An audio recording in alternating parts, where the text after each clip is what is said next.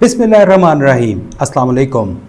नाज़रीन, पाकिस्तान तहरीक-ए-इंसाफ ने एक बार और यू टर्न ले लिया। साबिक़ वज़ीर-ए-आज़म इमरान ख़ान ने अडयाला जेल से कहा था कि उनके कोई भी जो अरकान असम्बली नाअहल हुए हैं उनकी जगह पर कोई भी इंतखाब में हिस्सा नहीं लेगा। लेकिन अब जो फ़ैसला किया गया है उसके मुताबिक सियासी कमेटी को ये इख्तियार दिया गया है कि वो फ़ैसला करे कि किसी भी ज़िमनी इंतखाब में हिस्सा लेना है या नहीं। लेकिन हमारे ज़राए का इस हवाले से कहना है कि बिल्कुल पाकिस्तान तहरीक-ए-इंसाफ की सियासी कमेटी ने इस हवाले से फ़ैसला किया है कि तमाम ज़िमनी इंतखाबात में भरपूर हिस्सा लिया जाएगा।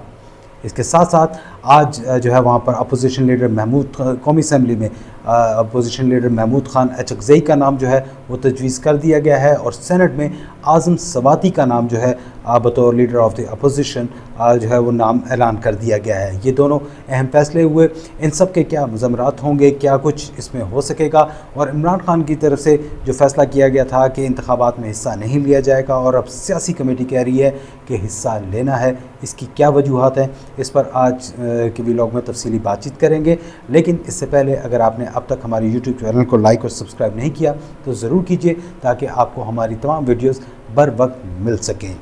तो नाज़रीन, बिल्कुल पाकिस्तान तहरीक-ए-इंसाफ का एक और यू टर्न जो है वो सामने आया है, जिसमें इमरान ख़ान की तरफ से पहले ऐलान किया गया था कि जो भी उनके अरकान असम्बली नाअहल हुए हैं उनकी जगह कोई भी उम्मीदवार खड़ा नहीं किया जाएगा। इस सिलसिले में इमरान ख़ान का जो आर्गूमेंट बाहर आया मीडिया के ज़रिए और उनके अपने जो लोग वहाँ पे जो वकला वगैरह उनके साथ जाते थे उनकी तरफ से जो आया, उसमें इमरान ख़ान का ये कहना था कि जनाब बिल्कुल हमारे जो भी अरकान असम्बली बने थे उन्होंने बहुत मुश्किलों के साथ ये नशिस्तें जीती थी, क्योंकि उनके ख़िलाफ़ इलेक्शन जो था 8 फरवरी 2024 का जो इलेक्शन था उसमें उनके ख़िलाफ़ बहुत ज़्यादा मुकदमात बनाए गए, उन्हें तंग किया गया, उन्हें कंपेन नहीं चलाने दी गई, वो बग़ैर इंतखाबी निशान के इलेक्शन लड़े थे। लेकिन फिर भी वो जीतने के बाद असम्बलियों में आए और अब अगर उनकी जगह पर किसी और को हम खड़ा करते हैं, किसी और को नॉमिनेट करते हैं तो ये उनकी उन वफ़ादार साथियों की जो है वहाँ पर तौहीन होगी कि उन्हें जो है उनकी जगह पर किसी और को जो है वहाँ पर वो रुकन असम्बली जो है वो बनाया जाए। लेकिन बाद में जो पता चला कि ये इमरान ख़ान ने जो है वहाँ पर जाकर उनके जो वकला और बाज़ रहनुमा उनसे मिले और उनसे उन्होंने बात की, जिस पर इमरान ख़ान ने अब ये इख्तियार सियासी कमेटी को दे दिया है। सियासी कमेटी जिसका इजलास आज शाम को हुआ उसमें बताया जा रहा है कि जो हमारे ज़राए हैं, अभी तक बाकायदा अनाउंसमेंट नहीं हुई, लेकिन हमारे ज़राए का कहना है कि वहाँ पर उन्होंने मुकम्मल तौर पर तमाम ज़मीनी इंतखाबात में भरपूर हिस्सा लेने का फ़ैसला किया है और कहा है कि हर हलके में जहाँ पे भी उनके जो उम्मीदवार जहाँ से वो नाअहल हुए वहाँ पर दोबारा उम्मीदवार खड़े किए जाएंगे। नाज़रीन, इस फ़ैसले की मंतक जो वहाँ पर जो कहा जा रहा है सियासी कमेटी की तरफ से, जो हमारे ज़राए हैं उनके मुताबिक बताया जा रहा है कि आर्गूमेंट हुआ, वहाँ पर बहुत बड़ा आर्गूमेंट हुआ जिसमें बाज़ जो लोग थे सियासी कमेटी में शामिल, उनका ये कहना था कि जनाब अगर आप ऐसा करते हैं तो आप दूसरे फरीक को बिल्कुल एक खुला मैदान दे देते हैं। वहाँ पे उसके बाद जो है वहाँ पर हमारी जो वहाँ पे हमारे वोटर्स हैं वो उस चीज़ से ख़ासे डिसअपॉइंट होंगे और आइंदा इंतखाबात में जब भी होंगे तो उसमें आपको इसका नुकसान होगा, क्योंकि वहाँ पर अगर बेशक हमने अपने पिछले व्लॉग में भी इस हवाले से तफसीली बात की थी और कहा था कि इमरान ख़ान को लाजमी तौर पर जो है वहाँ पे इन तमाम इंतखाबात में हिस्सा लेना चाहिए, क्योंकि बेशक आप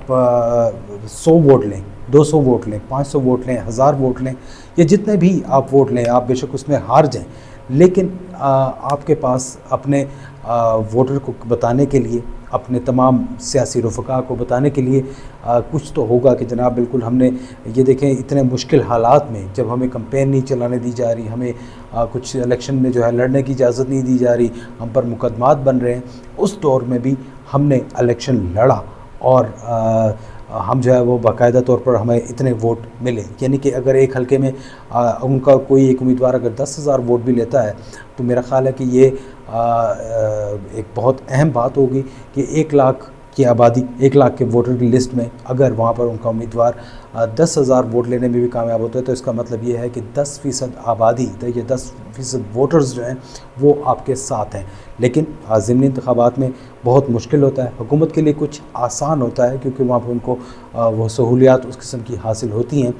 सरकारी सरपरस्ती जो है वो हासिल होती है। लेकिन इसके बावजूद अगर वो वहाँ पर बिल्कुल कुछ मुकाबले बाज़ औक़ात होता है कि क्योंकि हुकूमत के ख़िलाफ़ रिज़ेंटमेंट भी बहुत ज़्यादा पाई जाती है कि वहाँ पर उन्होंने अगर उस इलाके में काम ना तरक्याती काम ना किए हों और लोगों को सहूलत ना दी हो तो वो ख़ासी एक होती है। और दूसरी जो अपोजिशन में जमात हो उसके लिए जितना खासा मुश्किल होता है कि अगर वहाँ पर लोग ये सोचते हैं कि अगर ये जीत कर वहाँ असम्बली में चले भी गए तो हमारे कौन से मसाइल हल करवा सकेंगे, ये तो उन्होंने अपोजिशन में जाके बैठना है। लेकिन जो एक इमरान खान की पूरी एक अपनी शख्सियत है और उसके बाद साथ साथ जो उनकी पूरी कैंपेन है तो उसमें अगर वो वहाँ पर उसके बाद भी वहाँ पर वो इलेक्शन लड़ते हैं और बाज़ मकामात पर मुकाबला नेक टू नेक चला जाता है। और इमरान खान के दौर में जैसा आपने ख़ुद भी देखा होगा कि वहाँ पर नून लीग की जो थी वो उसने तमाम नशिस्तें जीती थी। डस्का का इलेक्शन PTI ने इंतहाई कोशिश करके देख ली, धुंध आ गई, वहाँ पर सारे पोलिंग एजेंट्स गायब हो गए, लेकिन इसके बावजूद वो इलेक्शन जो था वो वहाँ पर पाकिस्तान मुस्लिम लीग नून ने जीता था। उसकी वजह ये थी कि वहाँ पर लोगों की एक रिजेंटमेंट थी, लोगों की PTI की हुकूमत के साथ जो उनकी कारकर्दगी थी उस पर लोगों का अदम इत्तेफाक था। और ये बिल्कुल होता है कि हुकूमत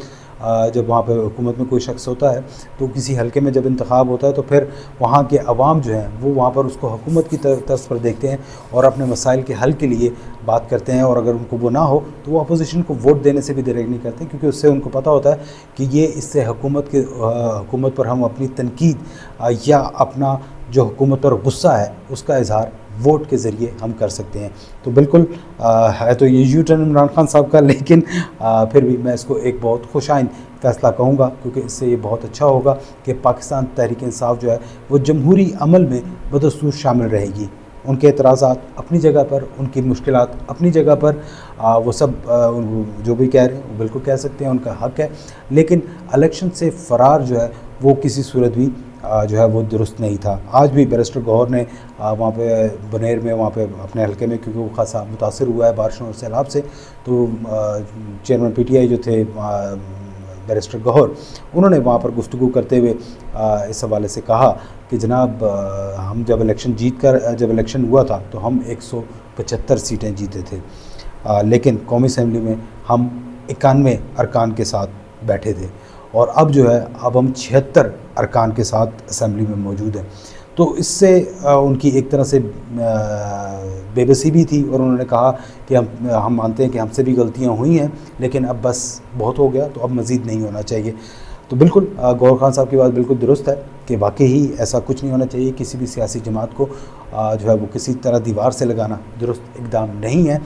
लेकिन आपकी इसमें अपनी भी ज़िद और अना जो है वो यहाँ पे इसमें आड़े आ रही है। आप लोग अगर पाकिस्तान तहरीक इंसाफ जो है वो इसमें अपना मस्बत किरदार अगर अदा करे और बिल्कुल हुकूमत, बेशक आप अपोजिशन में रहते हैं लेकिन आप ऐसी कानून साजी लेकर आएँ, बेशक वो नाकाम भी हो जाए और मेरा ख़्याल है कि वो कामयाब भी हो सकती है। वो इस तरह से कि हुकूमत जब कोई कानून लेकर आने की कोशिश कर रही हो जिस पे आपको इख्तलाफात हों तो आप उसमें बातचीत करेंगे और अपनी जो आप कानून साजी करना चाहते हैं आप वो लेकर आएँ, तो कुछ गिव एंड टेक करके आप अपनी कानून साजी के लिए भी अमरात हासिल कर सकते हैं, आप उसको मंजूर करा सकते हैं जो अवाम की फ़लाह के लिए हो, जो अवाम की भलाई के लिए हो। तो उससे आपको वहाँ पर पॉलिटिकल माइलेज भी मिलेगी, आप लोगों के साथ रहेंगे, आप जमहूरी अमल का हिस्सा भी रहेंगे। लेकिन अगर आप मैं ना मानूं वाली रट लगाकर बिल्कुल असम्बलियों से बाहर जाकर बैठ जाएंगे तो फिर वो आपका कोई भी मसला हल नहीं होगा। आप ख़ुद मान रहे हैं कि 91 थे, अब 76 रह गए और अगर ये वहाँ पर ज़िद और अना का सिलसिला रहा तो ये मज़ीद कम भी हो सकते हैं, क्योंकि अभी 9 मई के मुख्तलिफ़ केसेस जो हैं वहाँ पर उनके